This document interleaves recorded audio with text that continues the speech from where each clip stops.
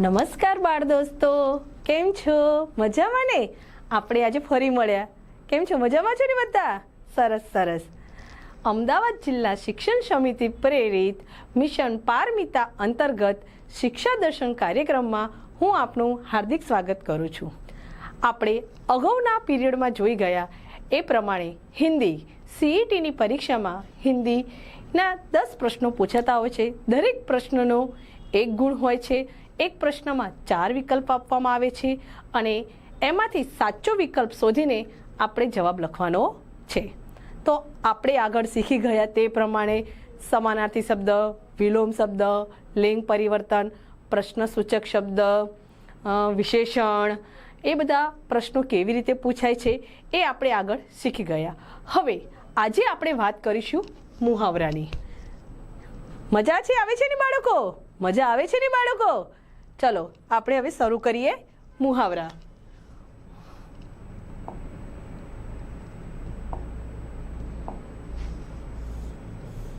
મુહાવરે. મુહાવરે એટલે કે જે શબ્દ આપ્યો છે એનો મોટો અર્થ હોય છે. મુહાવરેના અર્થ આપવાના હોય છે. હવે મુહાવરાના અર્થમાં પ્રશ્ન કેવી રીતે પૂછાય એ અલગ અલગ રીતે પ્રશ્ન પૂછાય છે. 3 રીતે પ્રશ્ન પૂછી શકાય છે. 3 રીતે પ્રશ્ન પૂછી શકાય. અલગ અલગ પ્રશ્ન પૂછી શકાય છે એ આપણે હવે સમજીશું. પહેલો એકદમ સાદી રીતે પૂછાશે, આંખો કા તારા કા અર્થ. એટલે જે મુહાવરો આપ્યો છે તે મુહાવરાનો અર્થ શું થાય એ આપણે સમજવાનો છે, વિચારવાનું છે અને લખવાનું છે. આંખો કા તારા કા અર્થ 4 વિકલ્પ આપેલા છે. नज़दीक होना, बहुत प्यार होना, बहुत गुस्सा होना के आँखों में चमक होना. बोलो बाળકો, કયો વિકલ્પ આવશે? સરસ, बहुत प्यार होना. 4 વિકલ્પમાંથી સાચો વિકલ્પ શોધીને આપણે જવાબ લખીશું. હવે તેના પછીનો છે मुंह में पानी आना. मुहावरा का अर्थ दीजिए. જોયું? પહેલા પ્રશ્નમાં ખાલી શું પૂછ્યું હતું? અર્થ. બીજા પ્રશ્નમાં પૂછ્યું છે કે મુંહ में पानी आना मुहावरा का अर्थ दीजिए. પ્રશ્નમાં ફેર છે પ્રશ્ન એક જ, પણ એને પૂછવાની રીત અલગ અલગ હોય છે, બદલાઈ જાય છે. પણ એ પ્રશ્નને આપણે સમજવાનો છે, સમજીને એનો ઉત્તર આપવાનો છે. मुंह में पानी आना એના પણ 4 વિકલ્પ છે. मुंह में चोट लगना, बात करने की इच्छा होना, खाने की इच्छा होना, खाने का मन ना होना. हमारे घर में जब लड्डू या कुछ बनता है तो हमको कैसे खाने की हम बहुत इच्छा हो जाती है. कोई मन को भाए ऐसी चीज बनती है तो हम कहते हैं ने मुंह में पानी आ गया. तो इसका मतलब है खाने की इच्छा होना. बरोबर?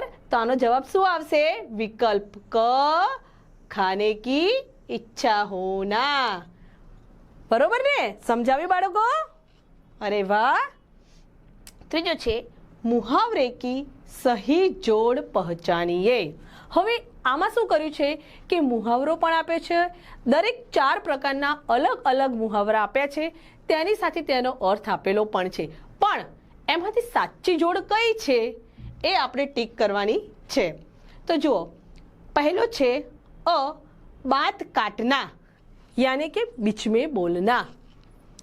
शीश झुकाना यानी कि मार डालना. तो શું આ સાચો મુહાવરાનો અર્થ છે? નહીં. घुटने टेकना, सही रास्ते पर आना. તો શું આ પણ સાચો છે? નહીં. कान फूंकना, कठोरता से बोलना. એ સાચો છે? નહીં. તો આમાં સાચો મુહાવરો કયો છે? મુહાવરાની સાચી જોડી કઈ છે? बात काटना यानी કે बीच में बोलना. હા, સમજ પડી ને બેટા? બહુ સરસ.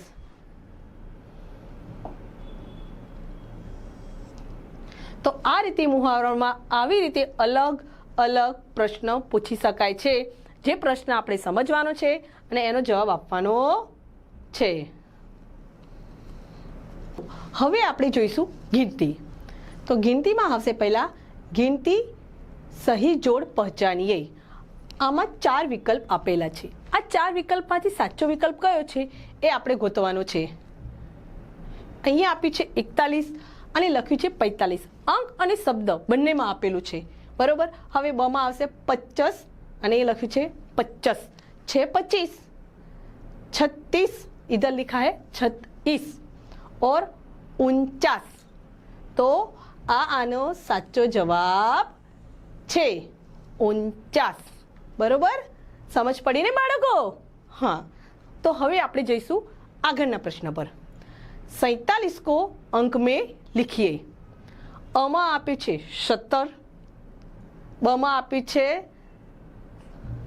શું આપ્યું છે બોલો તો? હા, સરસ. કમાં આપ્યું છે 47, ડમાં આપ્યું છે 27. તો આનો જવાબ આવશે 47. જવાબ આવશે ક. સરસ. હવે આવશે 39 को शब्द में लिखिए. બરોબર, તો આના 4 વિકલ્પ આપ્યા છે, અ, બ, ક અને ડ. આ 4 વિકલ્પમાંથી સાચો વિકલ્પ આપણે ગોતવાનો છે. અમાં આપ્યું છે 39, બમાં આપ્યું છે 42, કમાં આપ્યું છે 49 અને ડમાં આપ્યું છે 31. બોલો બાળકો, કયો જવાબ આવશે સાચો? સરસ, આનો જવાબ આવશે અ 39. સમજ પડી ને બેટા? બહુ સરસ.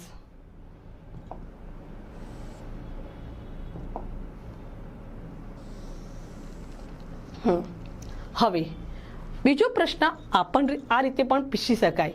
હવે બીજા પ્રશ્ન આવી રીતે પણ પૂછી શકાય, જે આપણે સમજીશું કે વાક્ય આપેલા હોય એ અધૂરા હોય, પણ એ વાક્યને આપણે પૂરા કેવી રીતે કરવા, એના વિકલ્પ આપેલા હોય ને એ વિકલ્પમાંથી સાચો વિકલ્પ શોધીને આપણે લખવાનો છે. અધૂરા વાક્ય પૂર્ણ કીજીએ. પ્રશ્ન વાંચવાનો, સમજવાનો અને પછી આપણે લખીશું. લડકે ખેલ, ખાલી જગ્યા આપેલી છે હે, તો આપણે આ અધૂરું વાક્ય છે ને પૂરું કરવાનું છે.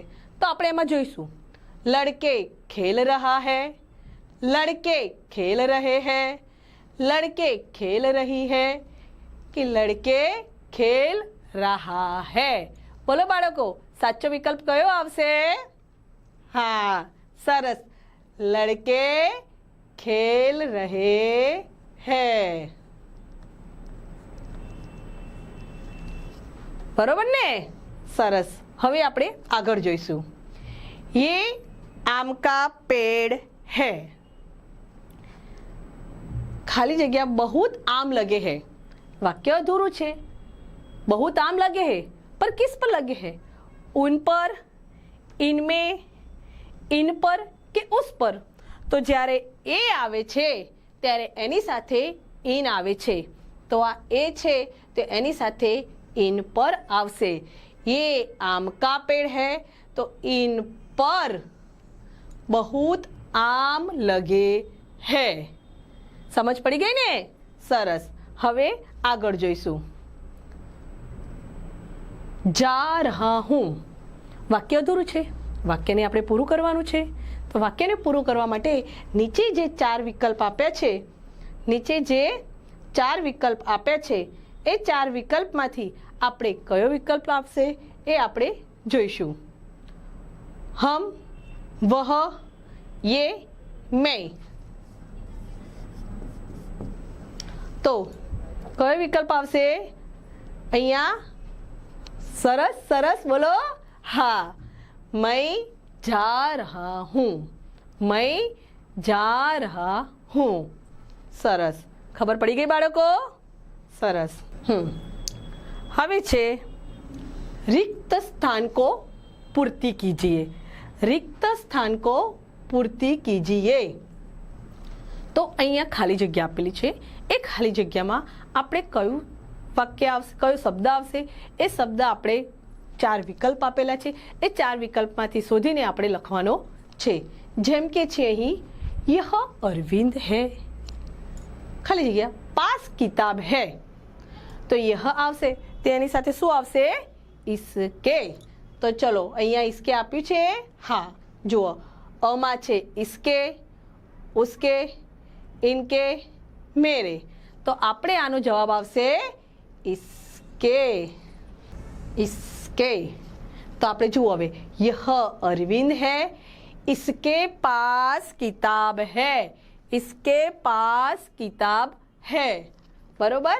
હવે આગળ જોઈશું, હવે આગળ જોઈશું, वे दो पेड़ है, वे दो पेड़ है। खाली जगह पर बगुले बैठे हैं। तो उसके આવશે, વિકલ્પ 4 આપેલા છે, અ उसके, બ उन, ક उनके, ડ उस।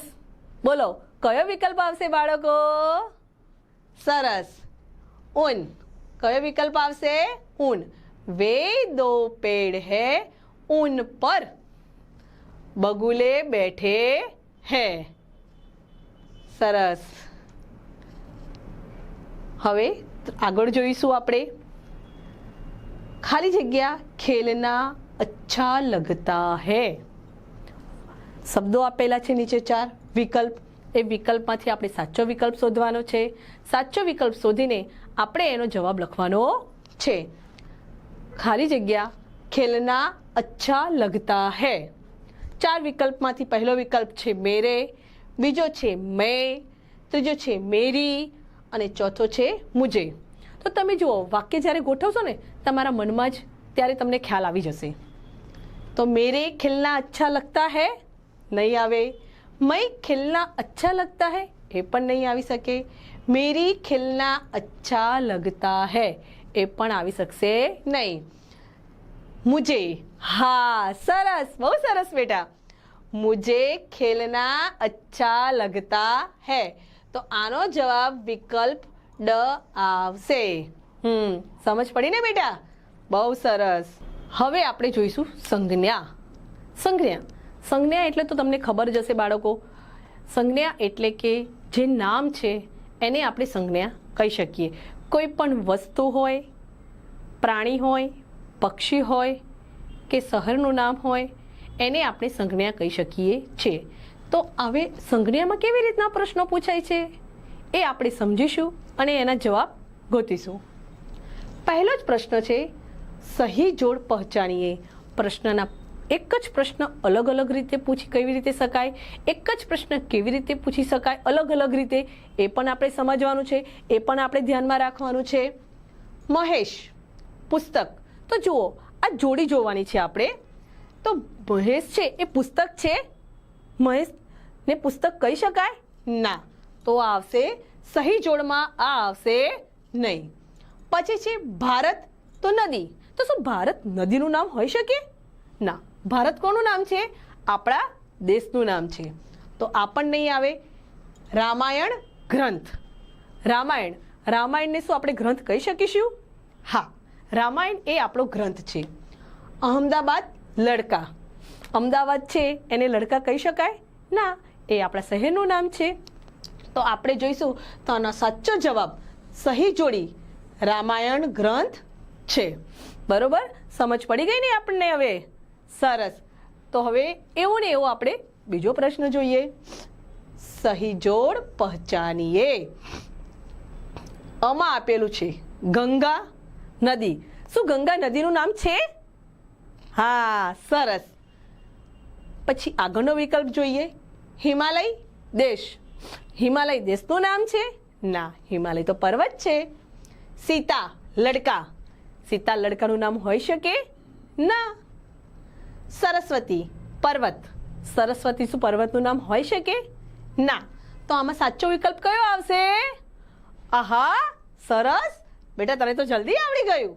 ગંગા, ગંગા એ આપણી નદીઓમાંની એક નદી છે, ગંગા એ નદીનું નામ છે।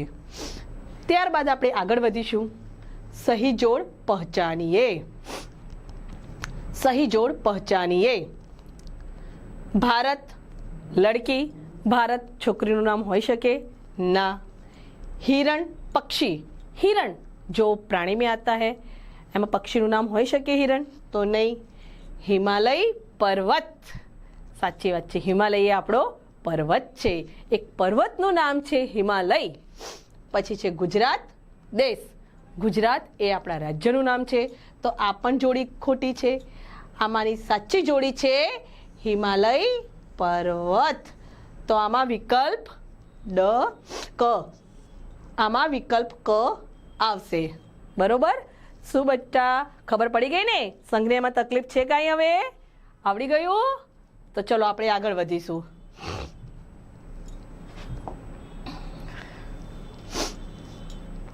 હવે આવશે વચન બદલીએ. વચન બદલીએમાં બધાને ખબર જ છે, આપણે શીખી ગયા છીએ કે એક વચન અને બહુવચન આવે છે. વચન બદલીએ એક વચન હોય એનું બહુવચન કરવાનું હોય, અને જો પ્રશ્નમાં બહુવચન આપ્યું હોય એનું એક વચન કરવાનું હોય. તો આપણે હવે જોઈએ. પહેલો જ શબ્દ આપ્યો છે બિલ્લી. ચલો હવે આપણે જોઈશું વચન બદલીએ. વચન બદલીએના બે પ્રકાર હોય છે, એક વચન અને બહુવચન. જો એક વચન આપેલું હોય તો બહુવચન કરવાનું હોય છે, અને બહુવચન આપેલું હોય તો એક વચન કરવાનું હોય છે. પહેલો શબ્દ છે બિલ્લી. બિલ્લી. ચલો, બિલ્લીનું એક વચન છે. અહીંયા એક વચન આપ્યું છે બિલ્લી. હવે આપણે એનું બહુવચન કરવાનું છે. તો બિલિયા થશે? નહીં. બિલિયા, બિલ્લા કે બિલ્લિયા? બોલો, આ ચારેમાંથી કયો વિકલ્પ સાચો હશે? હા, સાચી વાત છે. વિકલ્પ ડ સાચો છે. બહુ સરસ બેટા. હવે આપણે આગળ વધીશું. ચૂહા. હવે ચૂહા પણ એક વચન આપ્યું છે, એનું આપણે અહીંયા બહુવચન કરીશું. બહુવચનમાં આપણે ચાર વિકલ્પ આપેલા છે, અ, બ, ક, ડ. ચાર વિકલ્પ આપેલા છે. એમાંથી આપણે જોઈશું અ છે ચૂહો, બ છે ચૂહિયા, ક છે ચૂહુ અને ડ છે ચૂહે. તો બોલો શું થશે? ચૂહામાં કયો વિકલ્પ આવશે? અ, બ, ક કે ડ? સરસ, આમાં વિકલ્પ ડ આવશે. હવે આગળનો બચ્ચા. બચ્ચા એક વચન છે, એનું આપણે બહુવચન કરવાનું છે. તો બચ્ચા આવશે, બચ્ચો, બચ્ચે કે બચ્ચી. જુઓ, બચ્ચા આપેલું છે અહીંયા, એના આપણે બહુવચન કરવાનું છે. તો અ છે બચ્ચા, બ માં આપ્યું છે બચ્ચો, ક માં આપ્યું છે બચ્ચે અને ડ માં આપ્યું છે બચ્ચી. બોલો બાળકો, કયો વિકલ્પ આવશે? હા, સરસ, આમાં વિકલ્પ ક આવશે. બહુ સરસ હા બાળકો, તમે તો જલ્દી જલ્દી જવાબ આપવા લાગ્યા છો. હા, હવે આ એક પ્રશ્ન પણ જરૂરી છે. શબ્દકોશ કે ક્રમ में. શબ્દકોશ કે ક્રમ में જે આપણે કક્કો બારાક્ષરી જોઈએ છે, તો એ જ રીતે હિન્દીમાં પણ વર્ણ આવે છે. એમાં આપણે શબ્દકોશના ક્રમમાં ગોઠવવાનું છે. જે શબ્દો આપ્યા છે એમને કક્કાવારી પ્રમાણે વર્ણ અનુસાર ક્રમમાં ગોઠવવાના છે. અમારે ઉપર અહીંયા જે છે આ અ, બ, ક અને ડ, જે ચાર શબ્દો આપ્યા છે, એ ચાર શબ્દમાં પહેલો શબ્દ કયો આવે, એના પછી જ ક્રમ અનુસાર કયો શબ્દ આવે, એના પછીનો ક્રમ અનુસાર શબ્દ કયો આવે, એના પછીનો ક્રમ અનુસાર શબ્દ કયો આવે, એ આપણે સાચો વિકલ્પ શોધીને લખવાનો છે. આમાં આપ્યું છે કિલકારી, કપૂર, કરવા, કંગાલ. બ માં આપ્યું છે કંગાલ, કરવા, કિલકારી, કપૂર. ક માં આપ્યું છે કંગાલ, કપૂર, કરવા, કિલકારી. ડ માં આપ્યું છે કરવા, કંગાલ, કિલકારી, કપૂર. તો બોલો બાળકો, કયો વિકલ્પ સાચો આવશે? તો આમાં જોઈશું આપણે તો કમ એ પહેલો અક્ષર આવશે, એના પછીનો બીજો અક્ષર જોવાનો કે બીજો અક્ષર કયો આવશે પહેલો. તો જુઓ, તમે મનમાં બોલશો કક્કો, તો તમને તરત જ ખ્યાલ આવી જશે. આમાં આવશે ક. કયો આવશે? કંગાલ પછી કપૂર આવશે, કપૂર પછી કરવા આવશે અને કરવાની પછી કિલકારી આવશે. આ ચારેય વિકલ્પમાં સાચો વિકલ્પ છે ક. કંગાલ, કપૂર, કરવા, કિલકારી. ખ્યાલ આવી ગયો ને બેટા? સમજ પડી બધાને? સરસ. હવે એના પછીનું આપણે જોઈશું शब्दकोश के अनुसार सही क्रम पहचानिए. तो जुओ अहींया हतुं क थी शरू थतुं हतुं એટલે આપણને ખ્યાલ આવી જાય.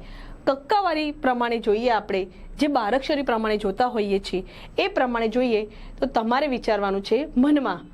અમાં આપ્યું છે કૌતુક, ક્યા, ક્રમ, ક્ષમા, કોરા. કોરા, કૌતુક, ક્યા, ક્રમ, ક્ષમા. કમાં આપ્યું છે ક્યા, ક્રમ, કૌતુક, કોરા, ક્ષમા. ડમાં આપ્યું છે ક્ષમા, કોરા, કૌતુક, ક્રમ, ક્યા. બોલો બાળકો, કયો વિકલ્પ આવશે આમાં? સરસ. વિકલ્પ બ આમાં આવશે. સમજ પડી ગઈ ને? શબ્દકોશ કે ક્રમમાં આપણે કેવી રીતના ગોઠવવાના છે એ આપણે જાણી લઈશું, અને જાણીને આપણે પ્રશ્ન સમજી વિચારી અને આપણે જવાબ લખીશું. હવેનો આગળનો પ્રશ્ન છે સહી જોડ મિલાઈએ. હવે આ આપણા હિન્દી પાઠ્યપુસ્તકમાં આગળ પાઠના નામ આપ્યા હોય છે અને પાઠના પ્રકાર આપ્યા હોય છે. કાવ્ય છે, એકાંકી છે, ચિત્રપાઠ છે, શું આપ્યું હોય છે એ આપણને ખબર છે. આગળ આપણે જોયા છીએ. પાઠ્યપુસ્તક ખોલો તો તમે આગળ જ આપેલું હોય છે પાઠના નામ અને તેના પ્રકાર. તો આ એ જ છે, પાઠના નામ અને તેના પ્રકાર. એ આપણે સહી જોડ મિલાઈએ. આપણે સાચી જોડ એમાં કઈ છે એ સમજવાનું છે, વિચારવાનું છે, પછી તેનો જવાબ લખીશું. પહેલો છે સચ્ચા બાલક કહાની. हम भारत की शान है निबंध. ક શીખો જીવન પ્રસંગ. ડમાં આપેલું છે ભારત મિલાપ અને એકાંકી. તો આમાં સાચો જવાબ આવશે ડ, ભારત મિલાપ એકાંકી. સમજ પડી બાળકો? ખ્યાલ આવી ગયો ને? હવે એવી જ રીતે એના આગળનો બીજો પ્રશ્ન છે, એ પણ એ જ રીતનો છે કે તમારા હિન્દીના પાઠ્યપુસ્તકમાં આગળના પેજ ઉપર આપેલું જ હોય છે કે પાઠનું નામ અને તેનો પ્રકાર. તો આપણે જોઈશું ગલત જોડ પહચાનીએ. લો, આમાં તો ગલત જોડ આવી ગયું. હવે શું કરશું? ગલત જોડ જુઓ, પ્રશ્ન બંને છે, વસ્તુ એક જ, પણ પ્રશ્ન પૂછવાની રીત બંનેમાં અલગ છે. પહેલામાં હતી સહી જોડ મિલાઈએ, તો આપણે સાચી જોડ ગોતવાની હતી, તો આપણે સાચી જોડ